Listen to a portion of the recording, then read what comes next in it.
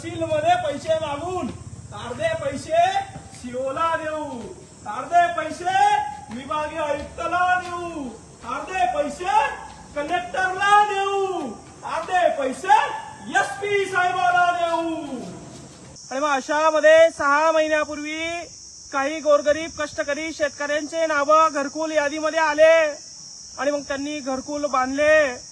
पाण्या पावसाचं, वाऱ्या वावदानाचं, कुडाचं, पत्राचं घर उडून जाऊ नये म्हणून त्यांनी घरकुल बांधले। आता इंजिनियर म्हणतं मला बिस्मिट पाहिजे, नाहीतर मग 25,000 रुपये पाहिजे, मला स्लॅब टाकताना फोटो पाहिजे, नाहीतर मग 25,000 रुपये पाहिजे। आता हे 25,000 कुठून द्यायचे? घरकुल यादीमध्ये मोदींनी घरकुल दिला म्हणून घरकुल बांधलं, मोदींनी घरकुल दिला म्हणून घरकुल बांधलं।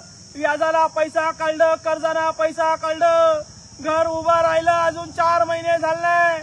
आता इंजिनियर फोटो काढायला येतं आणि म्हणतंय आम्हाला 25,000 पाहिजे।